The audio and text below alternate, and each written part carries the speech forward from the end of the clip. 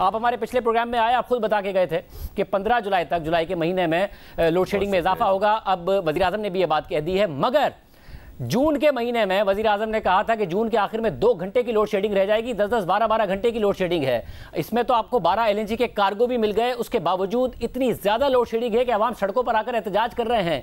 क्यों कुछ नहीं मैनेज हो पा रहा? मई में ऐलान किया, उस पर नहीं पूरा किया, जून में ऐलान किया, वो भी नहीं पूरा किया।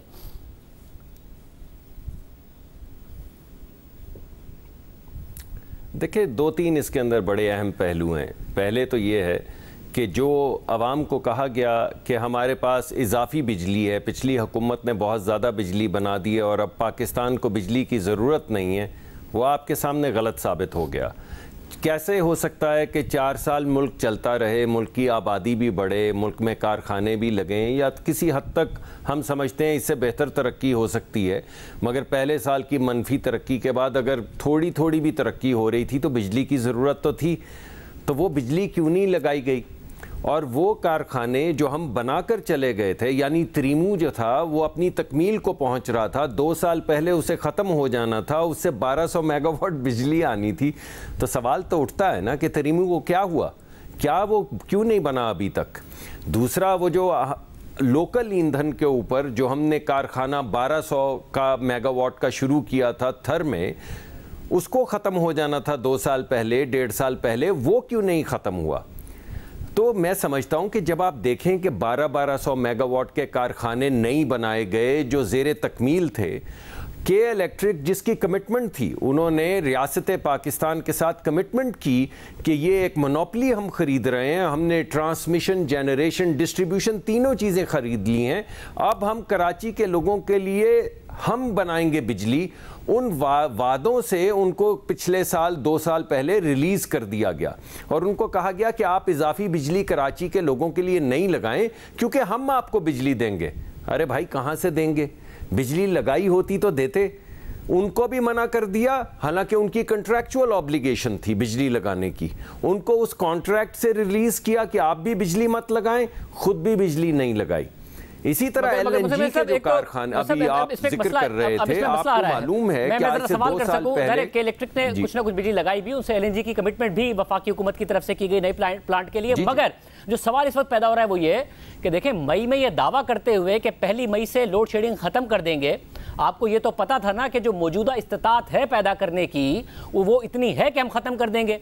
अगर उस वक्त नहीं पूरी किया तो आपको कम से कम फिर जून में दावा करते हुए कि जून के आखिर में लोड शेडिंग को महज 2 घंटे का कर देंगे, उस वक्त तो आपको पता था ना कि इस्तात कितनी है बिजली पैदा करने की। 12 LNG के कार्गोज का इंतजाम भी हो गया था।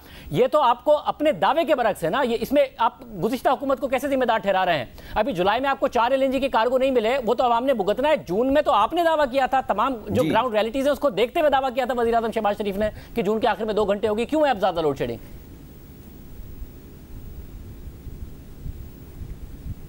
जी, इसकी 2 वजूहात हैं। एक वजह तो उसकी ये है कि हम तकरीबन 9,500 मेगावाट बिजली बनाते हैं पानी से।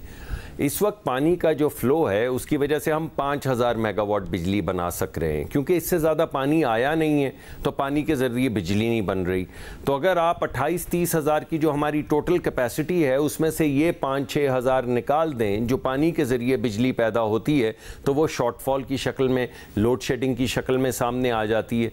दूसरी, बैनुल-अक़वामी सतह के ऊपर जो कोयले की कीमत थी वो आपको मालूम है, अभी हमने रुपौ के अंदर हम कोशिश कर रहे हैं अफ़गानिस्तान से कोयला इंपोर्ट करने की। उसकी वजह यह है कि जो 70 रुपए टन का, $70 टन का जो कोयला था या $65 टन का जो कोयला था वो $450 पर टन तक चला गया और अब मेरे ख्याल में 400 के लगभग हो चुका है। अब प्रॉब्लम उसमें यह होती है कि जब आप वो कोयला लेके बिजली बनाते हैं तो लोगों के ऊपर एक एक यूनिट जो बनता है वो बाज़ मरतबा 40, 50, 60 रुपए का बनता है। आप सिर्फ बनाने की कीमत अगर 40-50 रुपए हो जाए तो लोगों के ऊपर आप कितना बोझ डाल सकते हैं। अब ये बैनुल-अक़वामी कीमतें जो हैं बदकिस्मती से हमारे कंट्रोल में नहीं है, जिम्मेदारी हमारी है, हम लेंगे ये कोयला। इसी वजह से अफगानिस्तान का हमने रुख किया है, ताकि हम रुपयों में भी ले सकें, सस्ता भी ले सकें, बेहतर भी ले सकें। मगर ये तमाम चीज़ें पहले हो सकती थी। कोयले की भी कॉन्ट्रैक्ट पहले हो सकते थे, सस्ती LNG भी पहले ख़रीदी जा सकती थी, वो बिजली जो हमारी शॉर्टफॉल है वो कारखाने लगाए जा सकते थे, जो कारखाने ज़ेरे तकमील थे उनको ख़त्म किया जा सकता था, मगर नहीं किया गया। कम से कम के इलेक्ट्रिक कोई जो उनका मुआयदा था हुकूमत पाकिस्तान से कि वो ये बिजली लगाएंगे, वही लगा लेने देते। अगर हमें हुकूमत पैसे दे, वरना हमारे पास गया कि इतनी बिजली है हमारे पास। अभी बताइए के इलेक्ट्रिक कह रहा है कि जी हुकूमत पैसे दे, क्योंकि हमारे पास पैसे नहीं है सप्लायर्स को देने के लिए। वो कह रहे 50 अरब रुपए हमारे हुकूमत ने देने हैं, 25 अरब रुपए फौरी जारी करें। तो पहले के इलेक्ट्रिक ने क्या हाल किया हुआ है कराची के अवाम का, आप देखें अवाम सड़कों पर हैं 24-24 घंटे से। वो ये भी बता रहे हैं कि जी फ्यूल डिफरेंशियल क्लेम में 11-11 रुपए फी यूनिट आपको और लग के आना है, 13 से 15 अरब रुपए आप पे ऊपर और ट्रांसफर होना है, इसलिए बिजली का इस्तेमाल कम करें। और लोड शेडिंग भी कर रहे हैं और कह रहे हैं वफाकी हुकूमत पैसे नहीं दे रही है, जो सब्सिडी डिफरेंशियल क्लेम है वो भी नहीं दे रही है हमें, तो आप उन्हें पैसे नहीं देंगे, वो सप्लायर्स को नहीं देंगे, तो कराची के अवाम और भुगतेंगे।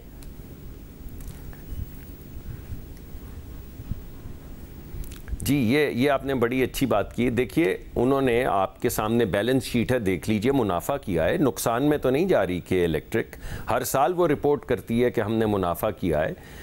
हमारे हिसाब से कल मैं SSGC के पास बैठा हुआ था, कराची आया हुआ था, तो मुझे SSGC ने बताया कि उनके बहुत बड़ा जो जिस कंपनी ने उनके पैसे देने हैं वो के इलेक्ट्रिक है, और के इलेक्ट्रिक उनके पैसे नहीं दे रही। आप बताएं आप किसकी बात माने? आप SSGC की बात माने जो कहती है कि उन्होंने हमारे पैसे देने हैं, या के इलेक्ट्रिक की बात माने जो कहती है कि सरकार ने उनके पैसे देने हैं? मेरा ज़ाती अंदाज़ा ये है कि कुछ पैसे के इलेक्ट्रिक के हुकूमत ने देने हैं, वाटर बोर्ड ने देने हैं, कुछ पैसे जो हैं के इलेक्ट्रिक ने हुकूमत के देने। अगर आप इनको जोड़ें तो मामला कुछ के इलेक्ट्रिक की तरफ निकलता है। लेकिन बहरहाल इससे हमें गर्ज नहीं है। मिफ्ता साहब ने पहले भी पैसे रिलीज़ किए हैं के इलेक्ट्रिक के लिए, अब भी वो पैसे रिलीज़ करने की सोच रहे हैं, और मैं भी उनसे दरख्वास्त करूंगा कि अगर कोई बंदिश आ गई है, कोई सख्ती आ गई है, तो कोई पैसे रिलीज़ किए जाएं। मगर ऐसा नहीं है कि 50 अरब के इलेक्ट्रिक के देने, अगर 50 अरब के इलेक्ट्रिक के देने हैं तो कोई 60-62 के इलेक्ट्रिक ने हुकूमत के देने हैं। मुख्तलिफ इदारों के दरमियान है, और एक जो सब्सिडी कोशिश भी कर रहे हैं, और मैं भी उनको दरखास्त करूंगा वो उसकी भी बात करें। मगर मुझे साथ में बात ठीक है आपकी, और मुझे फिर साथ में ये भी बताइएगा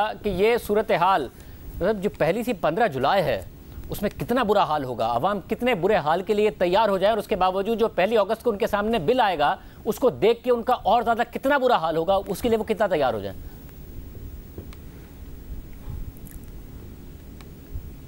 देखिए दो चीज़ें हैं। एक तो ये है कि वो जो सख्त टाइम था वो किसी हद तक अब शुरू हुआ है, जो 10, 12, 15 जुलाई तक जाएगा इंशाल्लाह। उसके बाद हालात ठीक हो जाएंगे। उसकी वजह यह कि हमने प्लान किया था, आपने अपने इब्तदाइये में भी कहा कि LNG के कारखाने आएंगे। हमने 2 मरतबा बिडिंग करवाई, 3 मरतबा बिडिंग करवाई, किसी ने बिड नहीं किया। उसकी वजह है कि बैनुल-अक़वामी सतह पे ये रूस की जंग के बाद LNG अवेलेबल नहीं है। रूस के ऊपर एम्बार्गो लग रहा है, तमाम यूरोपियन ममालिक आहिस्ता आहिस्ता एम्बार्गो लगा रहे हैं, अमेरिका एम्बार्गो लगा रहा है। उसकी वजह से यूरोप ने जहां जहां पे LNG मौजूद थी उसके कॉन्ट्रैक्ट कर लिए, हमारी हुकूमत ने नहीं किए। वैसे मगर इमरान खान कहते हैं कि रूस से LNG ले, हमारा तो इरादा था कि हम रूस से लेंगे। जाहिर है उन्होंने पहले एक बात की थी कि हमारा मुआहदा हो गया था, उसकी तो रूसी सफीर ने तरदीद कर दी, कोई मुआहदा नहीं हुआ था, और जाहिर है मुआहदा हुआ भी नहीं था। मगर बाद में वो कह रहे हैं हमारा इरादा था लेने का, आप क्यों नहीं ले रहे?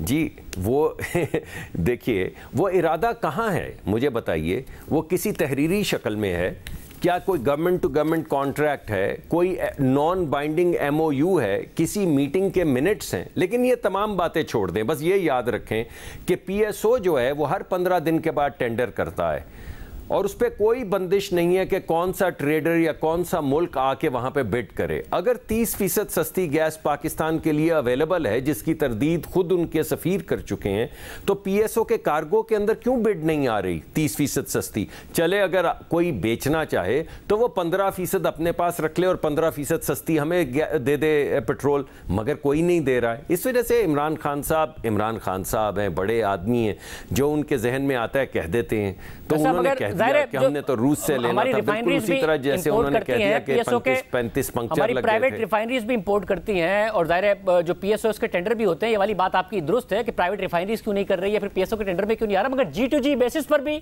आप लोगों की तरफ से कोई एफर्ट की गई है कि जी आप गवर्नमेंट टू गवर्नमेंट बेसिस पर रूस को अप्रोच करके कम से कम कोशिश कर लें? इंडिया तो प्राइवेट सेक्टर ले रहा है, रिलायंस ग्रुप भी ले रहा है, बट आप गवर्नमेंट टू गवर्नमेंट कर लें अगर प्राइवेट सेक्टर पाकिस्तान का नहीं कर रहा है?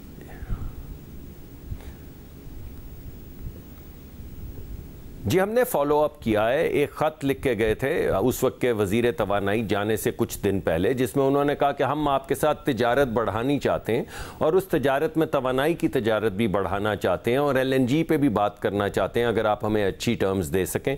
तो हमने 3-4 मरतबा अपनी वजारत ख़ारजा के ज़रिए उसका फॉलो अप किया, हमें कोई जवाब नहीं मिला।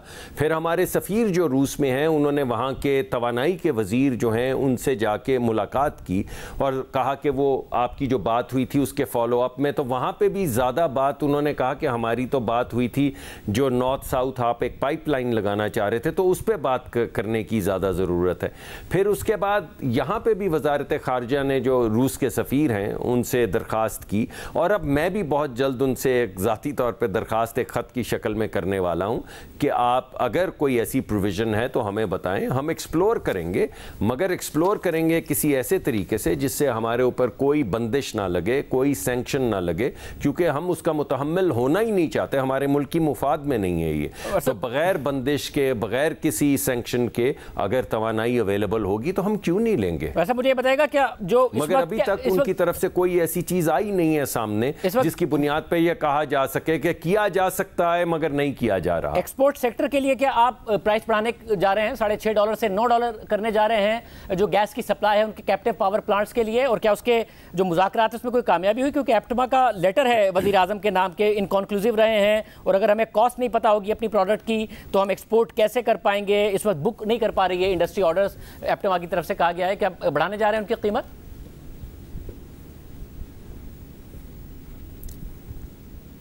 जी, एप्टमा से मेरी तो बातचीत मुसलसल चल रही है, ये मुझे बड़ी अजीब सी बात लगी आपकी। एप्टमा के सदर मेरे पास आते हैं, मुझसे उनकी मुलाकात हुई, नवीद कमर साहब की मुलाकात हुई, मिफ्ता इस्माइल साहब की बात हुई।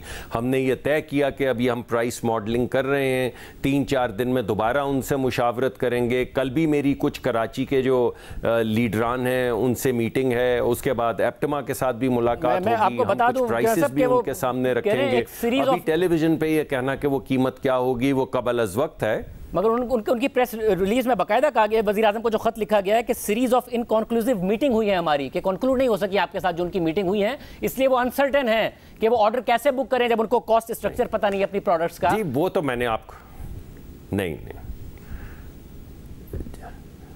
वैसे मुझे ये बात आपकी सुन के अफसोस हुआ है। उसकी वजह यह है कि मेरी तो मैं समझता था बड़ी मस्बत मुलाकातें उनसे हुई हैं, कराची में भी जो इंडस्ट्रियलिस्ट हैं जी, और एप्टमा से भी मेरी बड़ी पिछले हफ्ते में 2 मरतबा मुलाकात, मेरे ख्याल में पिछले 7-8-10 दिन में 3 मरतबा मेरी मुलाकात हो चुकी है। मेरे दफ्तर वो तशरीफ़ लाए, फिर मैं मिफ्ता साहब के जाके दफ्तर में मिला, नवीद कमर साहब के साथ मिला, फिर अयाज सादिक साहब के ज़रिए मेरी उनसे बातचीत हुई। फिर मैंने उनसे कहा भी कि आप तसल्ली में रहें, मैं तो समझता हूँ इस मुल्क को अगर तरक्की करनी है तो इसकी प्रोडक्टिविटी बढ़ानी होगी, अगर प्रोडक्टिविटी बढ़ानी है तो फिर इंडस्ट्री को गैस देनी होगी, तवानाई देनी होगी। मगर तो मेरी तो अवलीन तरजीह है कि मुल्क की प्रोडक्टिविटी बढ़े, मुल्क तरक्की की तरफ जाए। हुआ कि कैप्टिव पावर प्लांट्स के हवाले से एक पूरी की पूरी डिबेट रही कि प्रोसेसिंग के लिए तो दें, मगर कैप्टिव पावर प्लांट को क्यों दें? ग्रिड से अपने आप को कनेक्ट करें, वो शॉर्ट टर्म के लिए होता है, फिर ये दोबारा डिमांड कर रहे होते हैं, तो आप इनकी डिमांड मान लेंगे? क्योंकि पिछली हुकूमत में भी ये हुआ और बाकायदा ये खबरें भी आई कि ब्लैकमेल किया जा रहा है हुकूमत को इस हवाले से।